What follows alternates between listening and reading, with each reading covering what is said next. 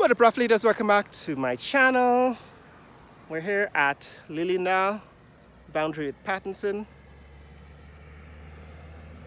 Right, this is Pump Road. We're at Pump Road, and just up the road, that is Pattinson. The sign says Pattinson. You can't read it here. Just beyond that sign is the Aquatic Center.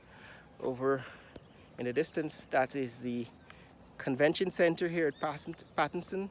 And next door is the Pasha Global 5-star Hotel and Resort. They're coming out of the ground now and building 3 stories high in the front section here. Eventually we'll see what happens. But what I want to show you in this video is the widening of the East Coast train line road. Train line road is about, I don't know, quarter of a mile south of the East Coast Road, which is Rupert Craig Highway. And there have been plans to widen this road because on a weekday morning it's really congested. They usually make it one way into the city to take some of the congestion off of the East Coast. That is Rupert Craig Highway. And so this has been plans in the works for a while. I wanted to show you what has happened in the last, I don't know, 5-6 months since I've covered this part of the city, this neck of the woods, and show you that basically they've piled a high bank of sandbank on the shoulder of the road, and I guess eventually this is going to become the westbound lanes, and they would probably build up the current train line road to reach this level, forming the eastbound lanes. And so eventually it should be as wide a road as the Rupert Craig Highway, I guess, but we'll have to wait and see. As it is right now, these lamp posts, lantern posts, they used to be called back in the day, or as guys used to say, lantern posts. These lamp posts are going to form the center divide, I suppose. They're going to have to replace them eventually, and the train line road is going to straddle this line. So this is early stages, early days yet in the widening, although this has been talked about for a while.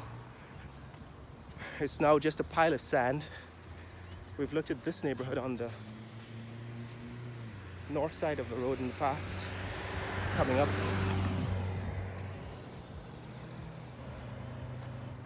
In the Sophia section.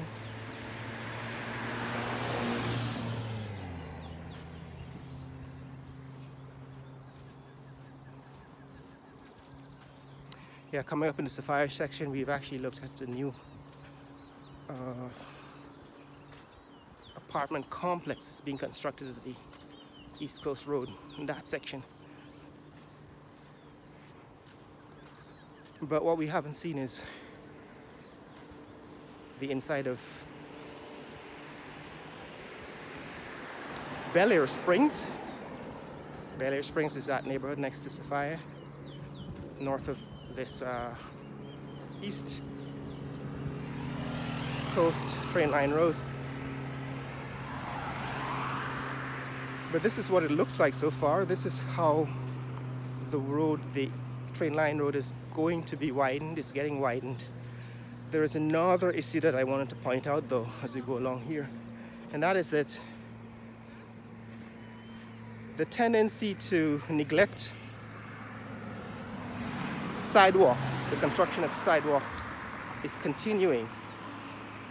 And some people are basically showing their inability to understand the problem, so I'm going to have to highlight it again and again until some people get it.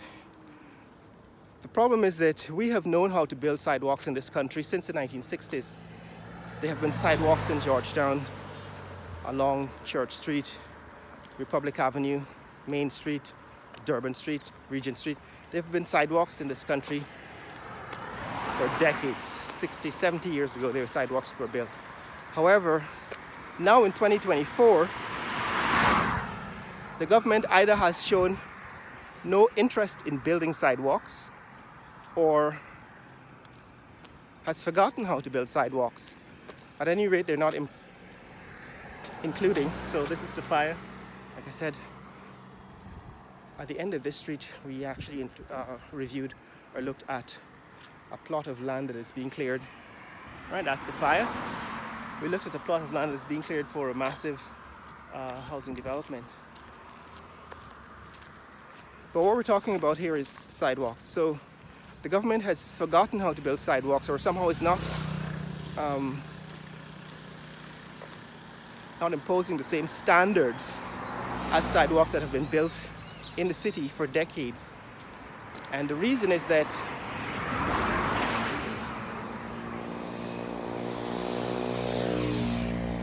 they seem to be using a shortcut.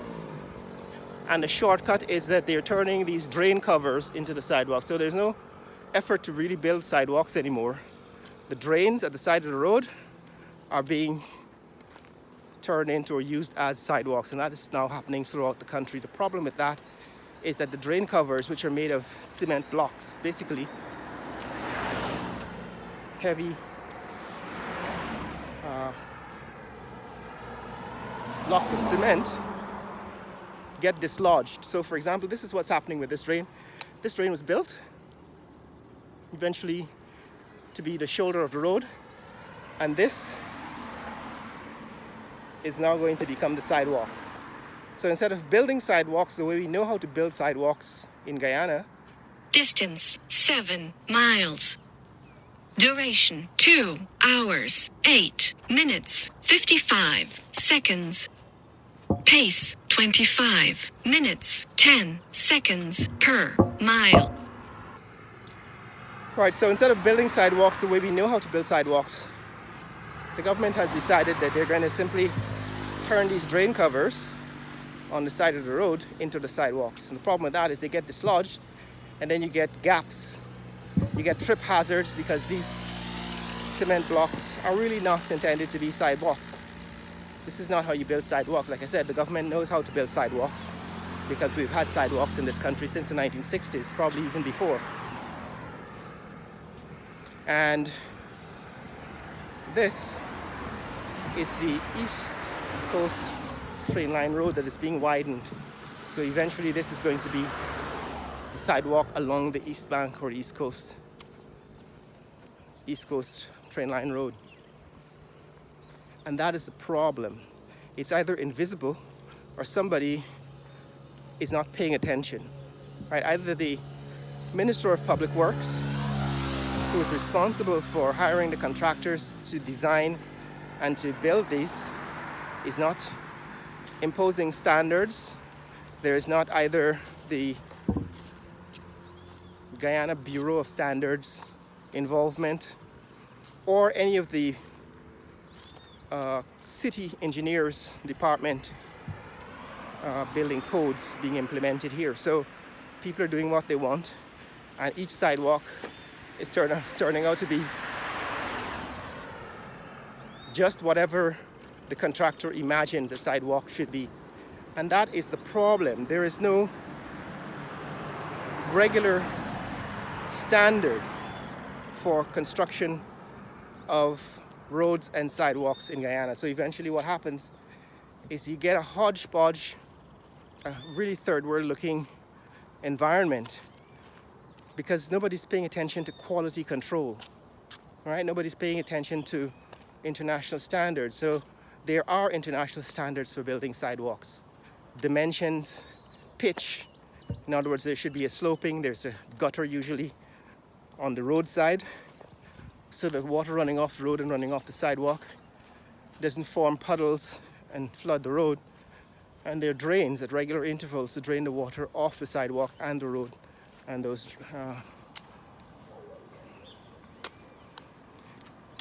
gutters.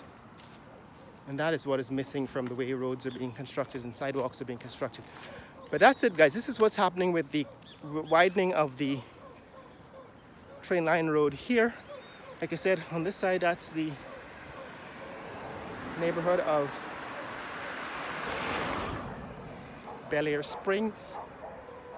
I haven't taken a look on the inside yet, but you've seen some of the houses from the east bank,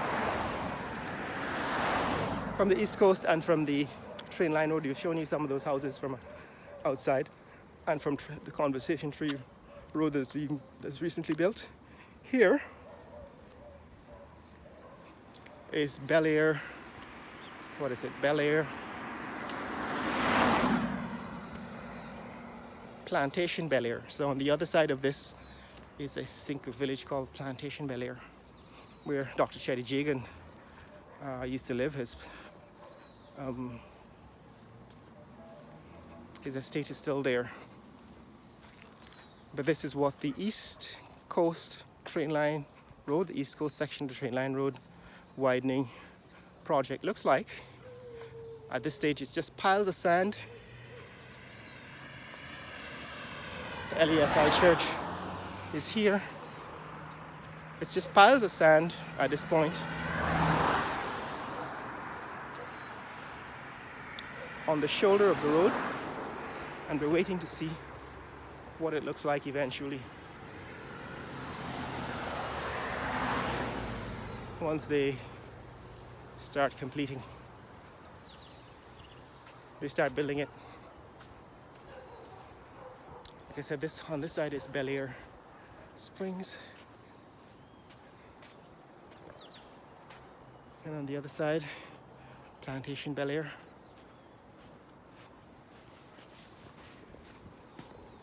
And I'm walking on the pile of sand on the side of the road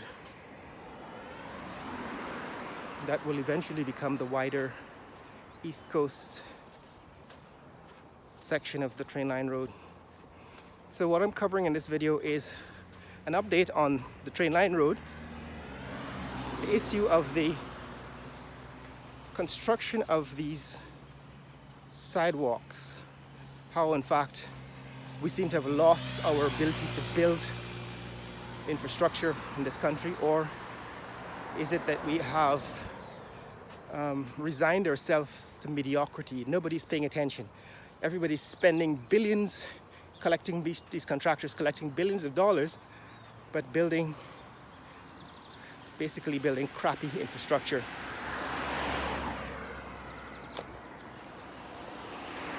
With what is real money.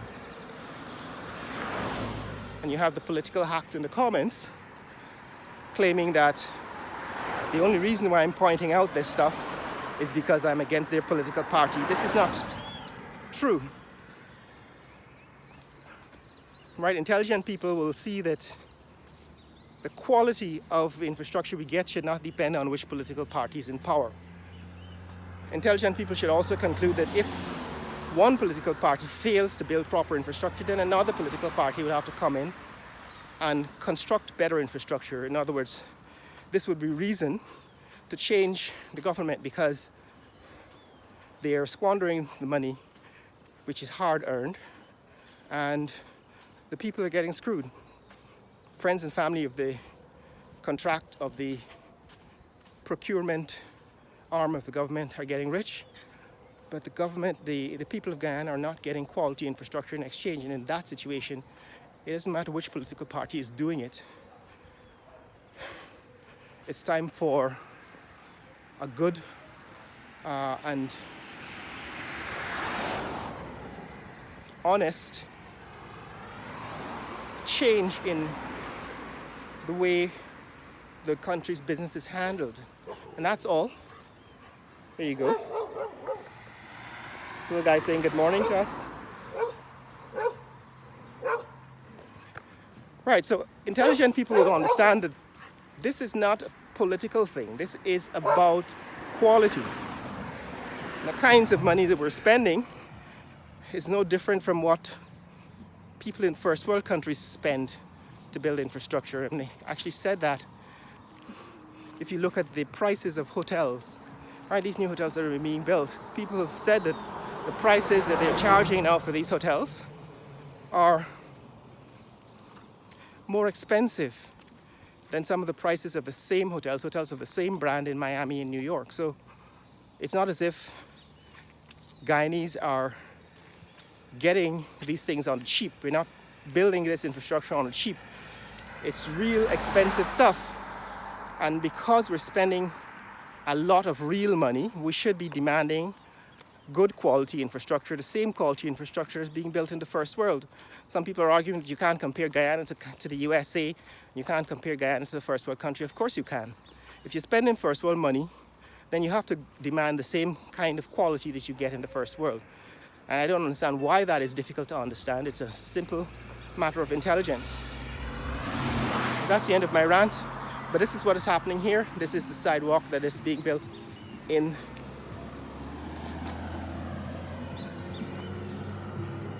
Legasite, right? This is the